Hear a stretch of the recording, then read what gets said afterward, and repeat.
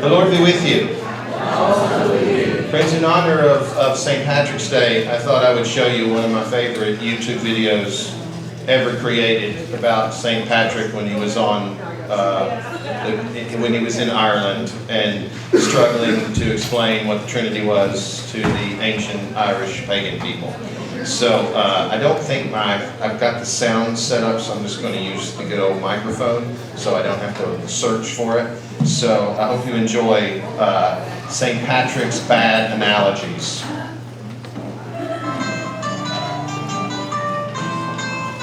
Okay, Patrick, tell us a bit more about this Trinity thing. Yeah, Patrick, tell us. But remember that we're simple people without your fancy education and books and learning, and we're hearing about all of this for the first time. So try to keep it simple, okay, Patrick? Yeah, real simple, Patrick. Sure, there are three persons of the Trinity, the Father, the Son, and the Holy Spirit. Yet there is only one God. Don't get what you're saying here, Patrick. Not picking up what you're laying down here, Patrick. Could you use an analogy, Patrick? Sure, the Trinity is like water, and how you can find water in three different forms: liquid, and ice, and vapor. That's modalism, Patrick!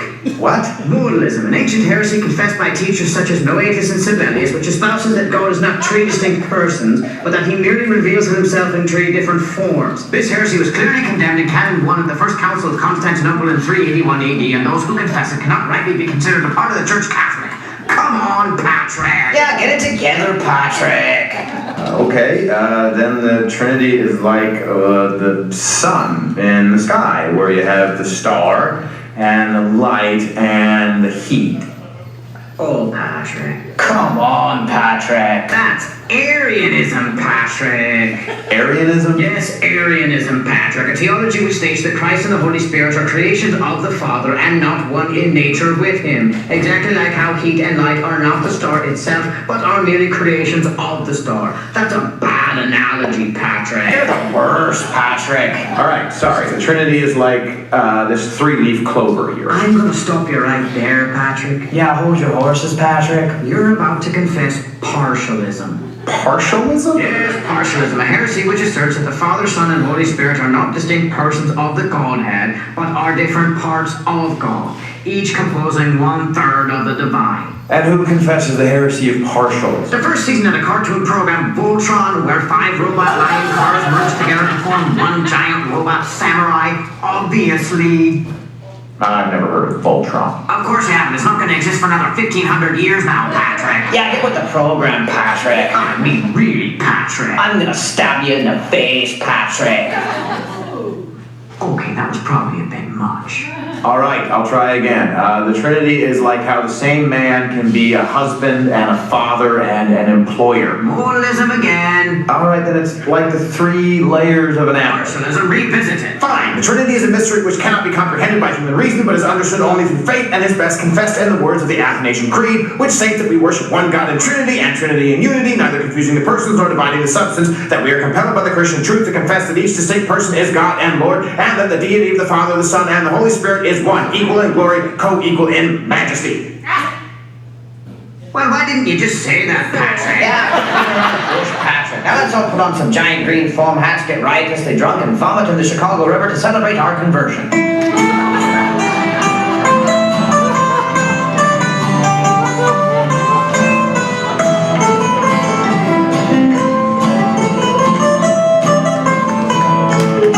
So what do you guys do for a living? Well, we come from a long line of snake farmers, Patrick, but truth be told, business has been real bad lately.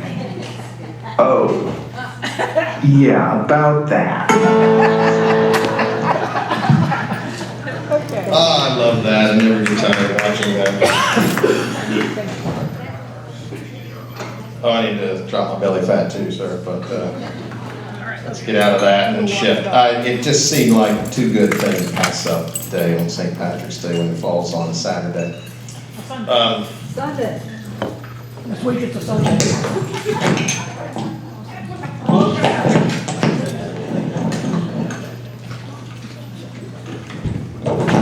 Thought that was in my pocket. Don't tell the treasurer I just did that. I won't be allowed to use this again. Okay, moving on from St. Patrick and the Trinity, which is such a wonderful video too, because you can't explain the Trinity in any good ways. I will eventually preach a Trinity Sunday sermon in which I'll talk about the priest who came to preach at my first, when I was made the rector of the first parish I served, I invited a priest who'd been my mentor and my friend down. And it was on St. Patrick's Day. And I told, it wasn't during Lent, it was, it had to be during Lent, it's always during Lent. It was, or maybe it was late. Regardless of that, I told my flower guild that they could put some shamrocks on the altar. So my friend came in to preach the sermon.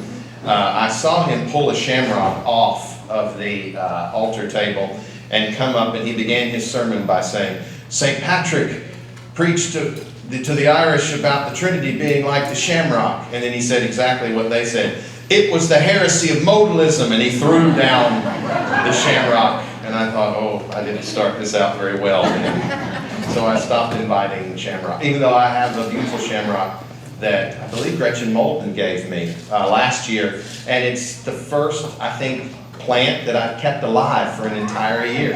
So I'm thrilled with those shamrocks and thankful that they're a bit like weeds. Today, moving again on from St. Patrick to the Stations of the Cross. This is part of a presentation that I made to the Daughters of the King. So some of you daughters that were there for that presentation on the quiet day we had during the Lenten season will recognize all of this. But hopefully you enjoyed it enough to want to listen to it again. And I decided that rather than try to barrel through the entire 14 stations in one class, that I'm just going to do it again next Sunday for Palm Sunday, because we'll still have what we normally have on Sundays between the two longest services of the Christian year, which are Palm Sunday. So I hope you'll come back and we'll get done with the 8 o'clock in time. We can jump right in and do the final 7 stations.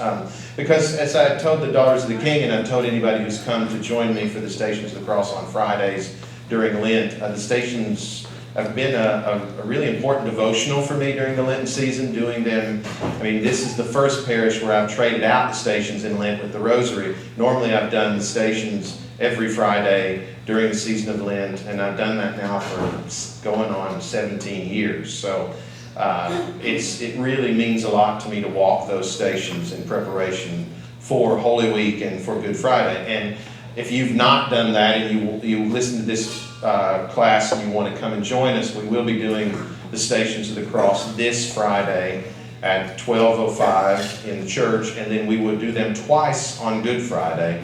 Once at 11, we'll do them at 11 o'clock on Good Friday, because at 12 o'clock we'll do the Good Friday liturgy, and then we'll do them again at 5 o'clock because we have the second Good Friday liturgy scheduled for 6 o'clock in the evening. So watch this as we go through and learn about it, and if you want to join us and walk through the stations, I'll be happy to let you do that. And I'm going to move through these relatively faster than I did with the daughters, just because we have limited amounts of time. The one thing I want to point out, is, as I pointed out to them, is that this front cover of my keynote presentation is from the famous movie The Passion, which was made by Mel Gibson back in 20-something, long ago. And I have it up here. Some of you have watched it, some of you may like it, some of you may find it terribly violent, which it is, in its portrayal of Jesus and the cross. But the one thing that some folks don't realize is it's very much based upon the 14 Stations of the Cross. Every one of the 14 stations is part of the film. So obviously, when the film was made, we all learned about Mel Gibson's conversion to Catholicism, and he converted wholly and solidly.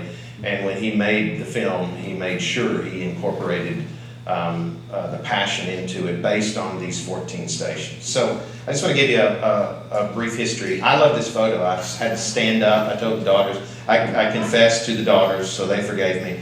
But I stood up on the back of a pew in the church just so I could get up there and take the shot. And I loved the look of the stations as they've been mounted on the wooden beams within the church, so or the columns that go up to the roof. So hopefully you've noticed that. If you haven't noticed it, have a look when you go in. But it's given us a new placement of the stations that's allowed us to move more freely and people to be able to look up and see the stations as we've gone through them on Fridays in Lent that we've been doing them. I've run through a quick history of the Stations of the Cross because it's an interesting history. Marking the stations in the holy city of Jerusalem dates back to the 4th century, shortly after the conversion of Constantine the Great and the legalizing of Christianity as the faith of the Roman Empire. I always get confused whether it was 321 or 325. Anybody know exactly? 325 is when I think it is too, Elvis. So I don't know why 21 catches me. But right around that time is when Constantine converts and the Roman Empire opens up to Christianity. And it's pretty quickly after that converted Christians begin to make the trip down to the Holy Land. But the first one to do it is Constantine's mother, Helena, who's also known as Saint Helena now. And she's legendary for searching out and finding the holy sites associated with the Passion of the Christ and with the construction of the Holy Church, or the Church of the Holy Sepulchre, at the determined site of Christ's crucifixion, burial, and resurrection. So as soon as her son converts to Christianity, as is often the case, you should always listen to your mother because she converted a lot sooner than he had. And as soon as he converts and opens the door, she heads straight down and begins to seek out the places where Jesus would have been. And you may ask yourself, how in the world would she have known where to find this 300 years after Jesus? Well, one of the easiest way to find it was to look and find out where the Romans had built shrines to their gods in Jerusalem, because they were well known for building their sites over top of other holy sites. And where Jesus had died on the cross, we know because the Gospels tell us it was on the hill of Golgotha, which was the place of execution, which was a place which was a rock quarry that was on the outside of the walls of old Jerusalem. And it so happens when St. Helena got there, there was a shrine built to one of the Roman gods. I can't remember which one it is at the moment. But that was the site that most likely marked it as a holy site for local religious people, because Christianity will pick up on this. It'll go around and build churches on top of pagan sites as well to make sure that it shows that the God of Christianity has power over pagan gods. Romans, they learned it from the Romans because the Romans did it. So St. Helena goes down. She finds much more than just the site of Jesus. She claims to find the actual cross. She claims to find loads of the site of Jesus' Last Supper. And a lot of those places are still marked in the Holy Land. Some of them, again, rather than just thinking she wandered around and picked them out at random, she met with people who had been living in the Holy Land through the Roman Empire and were able to point her to where at least these things might have happened. So that's where the markings of the stations begin, is with Constantine's mother, Helena. The earliest record of a pilgrim in Jerusalem visiting and worshiping at the holy sites of Good Friday and in the Church of the Holy Sepulchre is the Spanish pilgrim Egeria, who wrote her own, kept her own journal, and that journal has survived from the year 381 and 384. She was a Spanish pilgrim who traveled all the way to the Holy Land and gives us our first view of what it was like for pilgrims to go to the Holy Land and visit sites. It's an amazing thing to read. I think you can look it up online now, or I've got a copy of it if you ever want to borrow it out of my office. But it's amazing to read someone writing that far back about visiting holy sites, seeing worship, how they worshiped, what they did, and realizing that all these years later we still maintain some remnant of exactly what the early church was doing that early in the history of our faith. Counting the stations, it's an interesting piece of information. The number of stations of the cross have varied through the centuries, from as few as 6 stations in Jerusalem in the 10th century, leading from the Mount of Olives to the Holy Sepulchre, to as many as 30 stations in medieval Europe, following the end of the Crusades at the start of the 14th century. So I won't go through all the history of the Holy Land, but it has been a mess for longer than we can imagine. Not only today is it still a mess, but it was a mess for centuries because of being the hub of 3 really major religions. But it was after the Crusades, and really before that, that the stations began to move to Europe. It became the idea that if we can't make it to Jerusalem, we can set up these stations and walk through them wherever we are. And of course, the early church was good at marketing So it wasn't long before passion plays and stations began to spread through Europe. It's in 1731 that Pope Clement XII issues the Clementine Instruction, which finally fixes the stations on 14.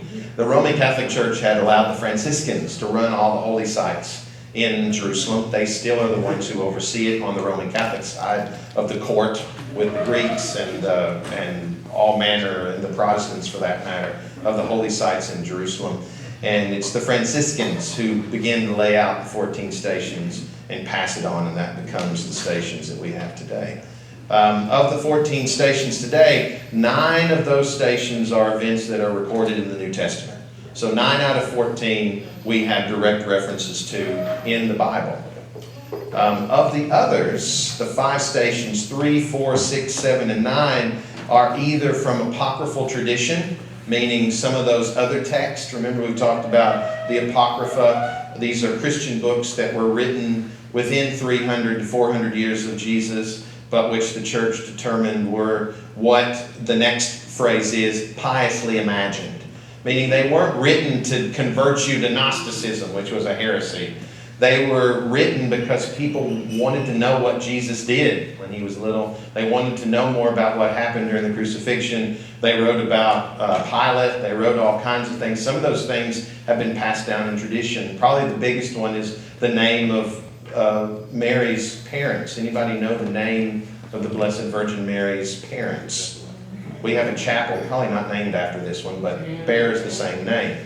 Saint Anne and Saint Joachim, which is the way you probably pronounce it 15 different ways. But that does not come from the Bible. We have no reference to the birth of the Blessed Virgin Mary. It comes from one of the apocryphal books. And it's just passed down through tradition and history for a long time. So piously imagined means that it's what the church imagined would happen to Jesus during his walk from Pilate's seat to the place of crucifixion. The Episcopal Anglican use of the stations was restored during the Oxford movement of the 19th century. Again, that's when Catholicism and parts of Catholicism are reclaimed by the English Church and reworked into the Church of England, and it passes over to America. And you can find the stations. The ones we use every Friday come directly from the Book of Occasional Services, which is one of the books we have access to for worship in the Episcopal Church. Following the sorrowful way, the Via Dolorosa in Jerusalem, the stations of the cross in Jerusalem follow a route known since at least the 14th century as the sorrowful way, the Via Dolorosa, which moves from just inside the Lion's Gate, it's one of the gates into the Old City of Jerusalem, in the Muslim quarter of the Old City, and moves into the Christian quarter, 4 quarters in the Old City, Jewish, Muslim, Christian, and I knew I'd do this and messed up.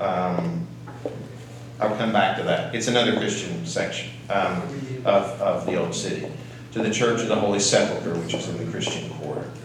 The Via Dolorosa is not a single street, but a route that runs through several streets of the Old City. Today, most of the stations are well marked as you walk along the Via Dolorosa, and many have chapels of worship and prayer. Remember, most of these are in the middle of the Muslim quarter, but they're still places where Christians go and walk and pray as they move toward the Church of the Holy Sepulchre. And I love the picture I put up is an image you find on the wall in the Holy Land. I took that picture with Hebrew and Arabic and English for the Via Dolorosa for pilgrims. The final 5 stations of the 14 are all contained within the Church of the Holy Sepulchre. And I'll talk more about that next week on Holy Week. I thought I would bring a couple of images which I shared with the daughters of the stations.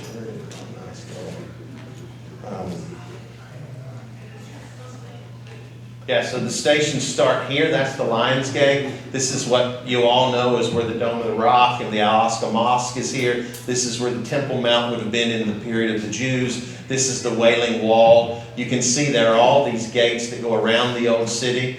The important thing to know, and I'll talk about this next week, is that the Old City of Jerusalem was a lot smaller than this. So the Holy Sepulchre, which is located within the Old City now, is located outside what would have been the wall at the time of Jesus' life and death and resurrection. But this is the movement of the Via Dolorosa. It goes right down this section, and it takes a turn, and it moves through the Muslim quarter until it gets here, Armenian quarter. That's what I was trying to remember. Armenian, Christian, Muslim, and Jewish. So the Armenians is the only quarter that isn't a religion, even though they're Christian. So 2 Christian quarters, 1 Muslim, and 1 Jewish quarter. But anyway, moving down the Via Dolorosa brings you into the Holy Sepulchre where those last 5 are. And I got another image here with the same layout, moving down station 1, 2, 3, 4, 5, 6, 7, 8, and then when you get to 9, you move in and you've got the final 5 inside the Church of the Holy Sepulchre. Can you show on that one which is the 9 that are different texts and which are the ones that... Yeah, that's a good question. The first and the second are directly from text. 3 is Jesus falls the first time. Jesus meets his grieving mother. Those 2 are piously imagined spots. Number 5 is that Jesus meets the Simon the Cyrene to carry the cross. That is in the Bible. 6 is Veronica, or a woman watched the face of Jesus, piously imagined. 7 is Jesus falls the second time. What was that? Somebody have a breakdown over here? Yeah, sorry. Veronica, there's no Veronica in the Bible. So we'll talk about that, though, I promise. 7 is Jesus falls the second time. That's piously imagined. Jesus meets the daughters of Jerusalem is in the Bible. 9, Jesus falls the third time, piously imagined. Jesus stripped of his garments, nailed to the cross. Jesus dies on the cross in the Bible. The body of Jesus is taken from the cross and placed in the arms of his blessed mother. That one, I would say, is piously imagined, but very probable, right? Because we know from the Bible, Jesus' mother was at the foot of the cross. If they take him off, why would he not be placed in the arms of his mother? Who was there? And Jesus is laid in the Holy Sepulchre, or the tomb. That's in the Bible. So 5 that are piously imagined, and the rest are all from Holy Scripture. So I'll jump through that one. And let's do a walk just so we can have a look at these stations. This is a photo I took when I was in Jerusalem 100 years ago. Not really 100, but it seems like it now. This is the Lion's Gate entering into the Old City. The Lion's Gate comes from those carvings on the wall of the lion, right? And this is an entrance straight in to the Old City, into the Muslim quarter. The first station is Jesus is condemned to death. Oh, I should have corrected that. I didn't do that for the daughters either. But it should say Jesus is condemned to death. And it takes place in 2 Franciscan monasteries. One is the Church of the Flagellation. That's a terrible name, but it's what it's called. And the other is the Church of the Condemnation. No, I can't remember. We'll look at it. It's pretty to look at on the inside. But they're all interconnected because they're part of a Franciscan monastery that's there. And that's where the first 2 stations occur. So I got to go inside. These are some photos I took 100 years ago with a camera that was not on my phone. Remember those? That little snapshot camera that you took with you and brought it home. That was all. These are all photos. But this is the altar there at the Church of the Flagellation. And it's also the above, as I told the daughters of the king, this is an orb, most likely the ghost of Pilate floating around. That's a joke. That was a joke. But if you watch Ghost Hunting, you know orbs. Okay. Yeah. So an image of the crown of thorns. And the other photo I took, remember, it's the Church of the Flagellation. This is the light fixtures up above, and you can see the cat o' nine tails whips hanging down under them, because this is where Jesus would have been condemned to death, and before he's condemned to death, he's sent off to be scourged by the Romans. I didn't take this picture, but I found it online. This was in that chapel, and it is the image of Pilate himself. This would have been the seat where the Pilate condemns Jesus, and he's doing what we've all heard from the reading of John's Gospel. He's washing his hands of Jesus' fate. This is station 1 of our wonderful Stations of the Cross, carved in Honduras by someone long ago, over 30 years ago. and now hung inside. And you can see, most Stations of the Cross tend to focus only on Jesus. And that allows you, this should be from the Jesuits more than it should be from the Franciscans, but it allows you to imagine yourself within that image of Jesus. We're all standing down there around the first station. Where is Pilate? Who are the people asking Jesus to be crucified? Who's there in his presence? Well, we are, as we walk through the stations. And you get a good look at what you'll see throughout the stations that are here at St. Thomas, which is a wonderful image of the Honduran jungle, right?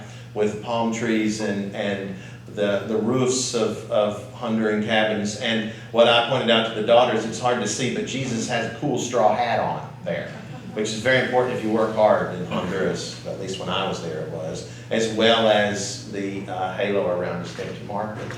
So Jesus is condemned by Pilate, and the second station is Jesus is given his cross. And this takes place right across, a little bit lower in the ground. That's the wonderful thing about these. That first one is above the ground. To get to the chapel where Jesus is given his cross and given the crown of thorns, you have to go down into the basement. And when you go down into the basement, it takes you to the level where Jesus may have actually walked. Because remember, ancient cities, including ancient Huntsville, if you walk around the square, I think that I pointed out to the daughters, some of them didn't know it, but on one side of the square, you'll find a glassed enclosure in front of one of the law firms. You look down into it and you see the original street of Huntsville, and it's a good 4 or 5 feet underground, which shows that even here in our own city, that's nowhere near as old as Jerusalem, time and change and reconstruction of spaces causes the land to go upwards. So to get down to where Jesus was, you have to go into the basement of most places in the Holy Land. And this is one of them for Station 2 where Jesus is given his cross. This is just 2 chapels on either side of that of Jesus after he's been scourged and given the crown of thorns, and Jesus beginning his walk with the cross there. And I wanted to show this to you. This is the other way we know that Jesus might have been there, because this is a game that had been etched in the floor or on the street of ancient Jerusalem when it was controlled by Romans. This is a Roman game that archaeologists know Roman soldiers would have carved on the ground to do something while they were waiting for Pilate to send his next wayward soul off to Golgotha, I suppose. But this is an indicator that when you're down in this chapel, you are at a space where Jesus may have actually walked, because you're on the level that dates back 2,000 years. So it's a really cool part of that. This is Station 2 here at St. Thomas, and it is Jesus taking up his cross. Again, no soldiers. Who are the people with him? Who's there watching this occur? Well, it gives us the opportunity as we make our move through the church to be part of what's going on in the Stations of the Cross. And another good image that continues to show the signs of Honduras carved into our stations, as well as Jesus carrying the cross, and he's still got his hat on. So that's very important, I think, Jesus and his hat. Those both, as I said, are from the Bible. The second Station of the Cross in Jerusalem is a nice little chapel as you move down the Via Dolorosa and start to make a turn onto a different street. I didn't take this photo, but I took another one that I think is next, of this little chapel where Jesus falls the first time. Again, piously imagined, but probably piously imagined well. I mean, they're going to have to ask someone to help Jesus carry the cross, so we can only imagine he fell. And so this is the station marked as that. If you go into that little chapel, obviously didn't take a picture of the outside, though I think I've got it. I better not say that, I might have one. But again, you go in, and this one, I'm trying to remember if it's down below or if it's on the regular level. But most of these have some ancient structure that they try to connect with Jesus at the time when this station, or when he might have fallen on the way to Golgotha. I didn't take a picture of that. Here is Station 3 at St. Thomas, which again has Jesus on his knees. And as we go through, you'll see in the stations in Jerusalem, as well as the stations in St. Thomas, that he begins to get weaker and weaker as he falls, moving the cross on the way to Golgotha. But another carving with a little bit of a church steep in the background there. I imagine that's what that is. Either the artist is showing us something in Honduras, or he's adding a little bit of the Middle East into it. Either way, it's a beautiful carving, and it matches well on the wooden column that we have there, Station 3.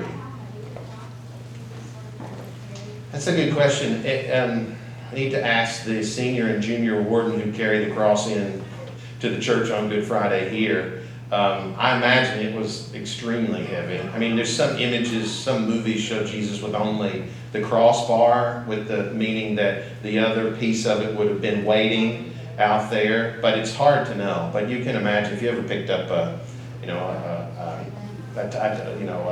cross tie or something. I mean, they're heavy, made out of solid wood. So I imagine the Romans didn't really care how heavy it was. They were going to make him carry it. So it was a painful walk for sure. Is the mythology or the story around the dogwood, the acacia tree? Yeah.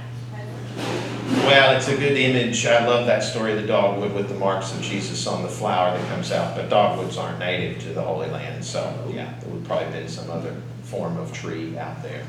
Interesting, the daughters had to hear this constantly, so I'll share it with you. When you hear my discussion of the Shroud of Turin, we would talk about pollen found within the Shroud of Turin that places it in the Holy Land, because of whether or not it's ever been there before in the Middle Ages or whether it is what it claims to be, there is pollen that dates it back, but it's not obviously dogwood pollen. So we'll talk about that after Easter. We got to get through the walk first, right? Station 4 is the first piously imagined piece of the stations, and it is that Jesus meets his afflicted mother. That was the image you saw from the Passion, the Mel Gibson movie that I had at the front, which is Jesus meeting his afflicted mother. And again, is it possible? Absolutely. I mean, if Mary, Jesus' mother, is following him to Golgotha, she more than likely would have rushed out to help her son as he fell, or as he was struggled through and was pulled away by the Romans. So another example of that deep love between mother and son as Jesus walks his way to the cross.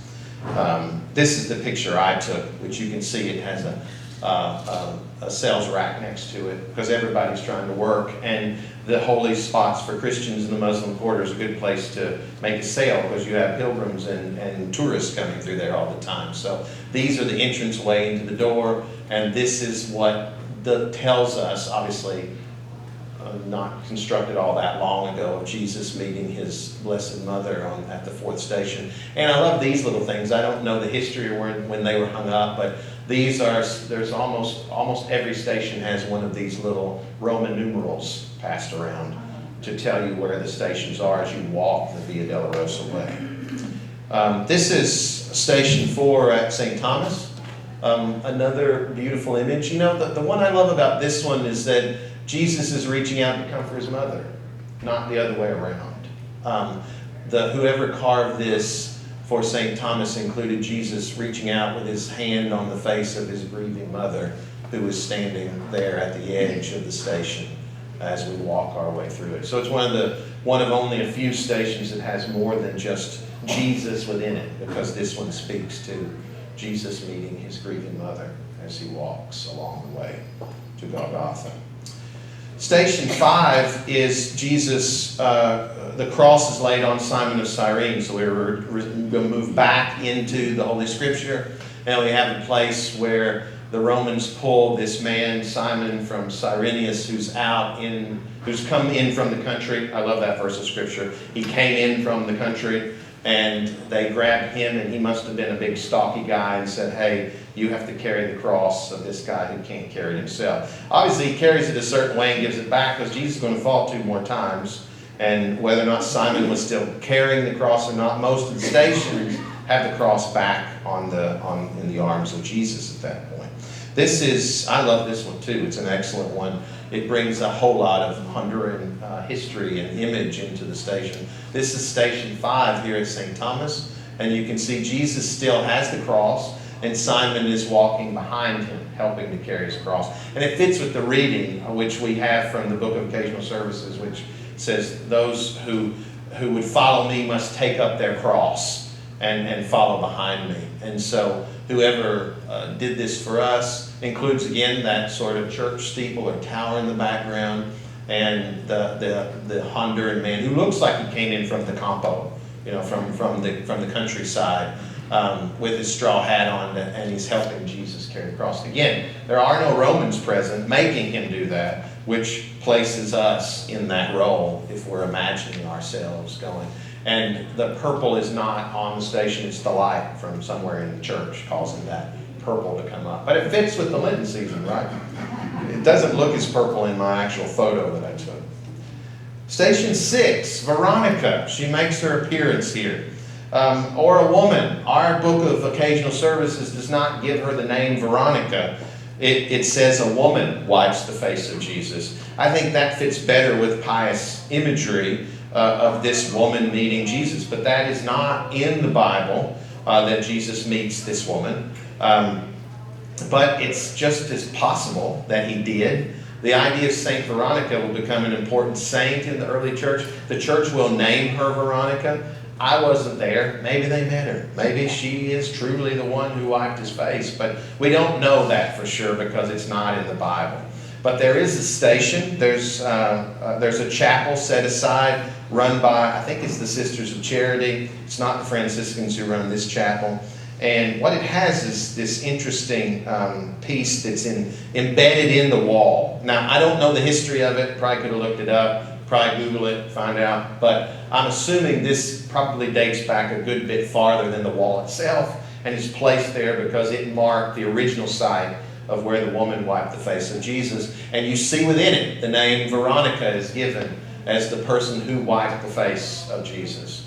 And of course, this is the chapel that's given to that. And one of the things you get from the wiping of the face of Jesus, Mel Gibson puts it in his, most every image of the wiping of the face of Jesus in stations and in historical paintings and artwork show what on the thing she wipes his face with, the cloth she wipes his face with. It shows the image of Jesus' face. So this becomes important in the history of the church of trying to find Veronica's veil.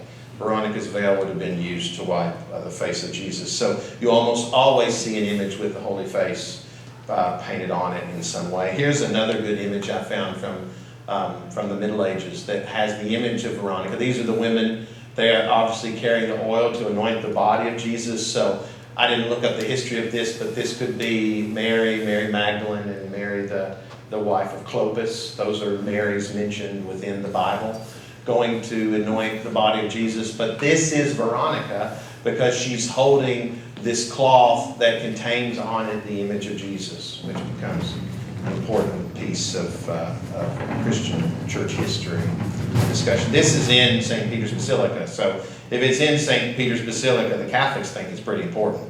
So a very large statue of St. Veronica. And you can just make out the image of Jesus within the cloth of Veronica's veil there that she's holding after wiping Jesus' face. This is the St. Thomas Station 6. Station 6 for St. Thomas. Man, I got in good and close on that one. That was pretty good. But you can see a woman. You can tell she's a woman. She's wearing a head covering, and you can see the cloth. It's hard to see this from down on the floor when you're walking the stations. But she has the cloth, and she is holding it on the face of Jesus. So the artist who did these carvings was really magnificent. And you go to Honduras, you find a lot of carvers down there that carve boxes and other pieces of wood. But this is a beautiful station, station number 6 on the 6th. You can count. We actually have 7 wood columns that are perfect for the stations across. The first one's up near the choir area, and this one is the second to last one near the back pews of St. Thomas. And we're going to wrap up today by just looking at Station 7. This is again another piously imagined image, Jesus falling a second time. Did he fall a second time? Probably fell a lot more than that. But this is the image there you can see it there, Station 7, and there's obviously a little chapel there. Did I go into it? Yeah, I did go into it. There you go. So this is the image, obviously, a more nouveau station there of Jesus falling the second time.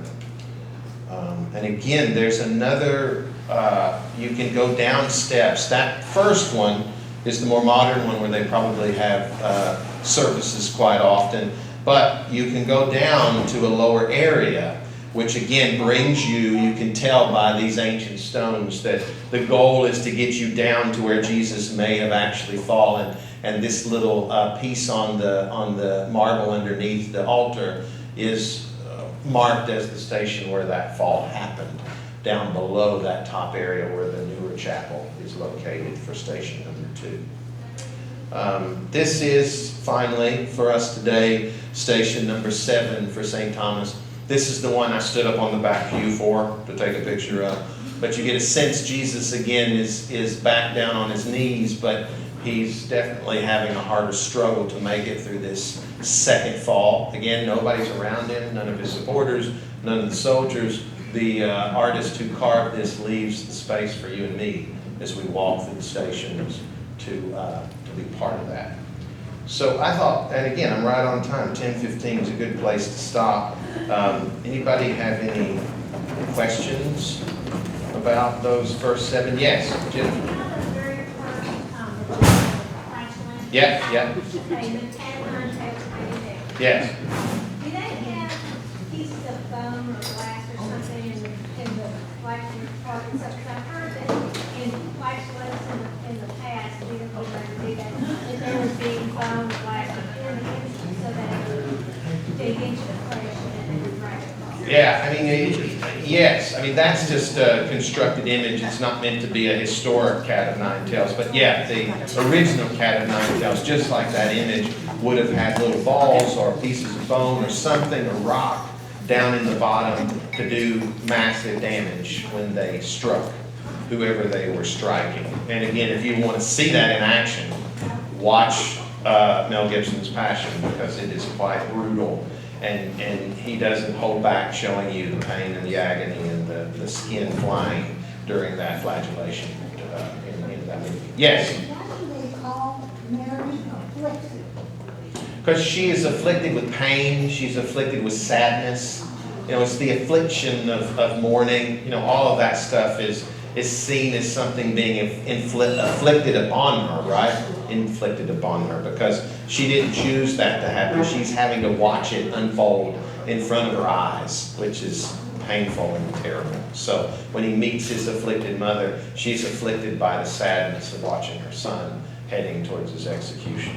So it must have been terribly painful. And it also will, next week when we look at the final 7 stations, as I told the daughters, station 13 is a heartbreaker for me, because it is the one where Jesus is laid in the arms of his mother.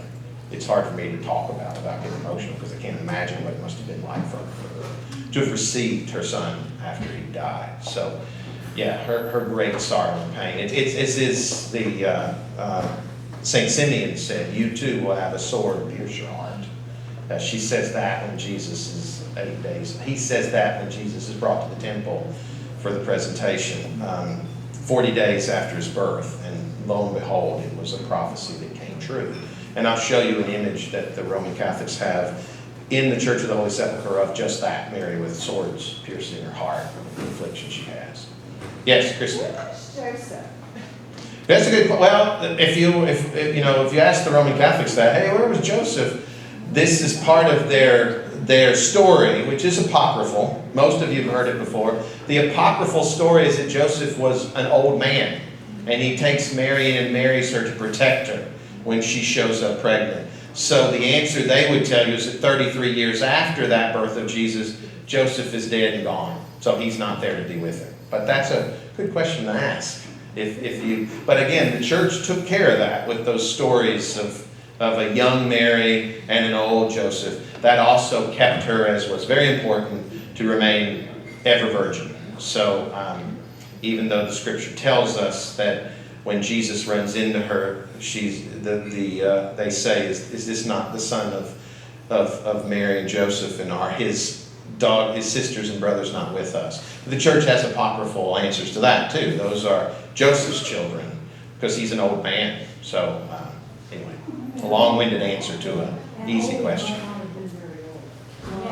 That's exactly right. But I think the Catholic, the image of that, they want you to think of someone who was nearing his demise when Jesus is born. But you're right. If you look at that time period, that might not have been too old, and also definitely not too old that he couldn't have brought about some more children into the world if he so wanted to. Anything else? All right, join me next Sunday between the Palm Sunday services, and we'll look at the last 7 stations. And if you're going into the church for 10:30, have a look up above you at those stations, because they are really beautiful and unique. And happy St. Patrick's Day. Remember, the Americans, we don't spell it P-A-T-T-Y. That's short for Patricia. Paddy in Ireland is spelled P-A-D-D-Y because it's short for Podrick or Porrick, which is the Irish word for Patrick. And anyway, thank you.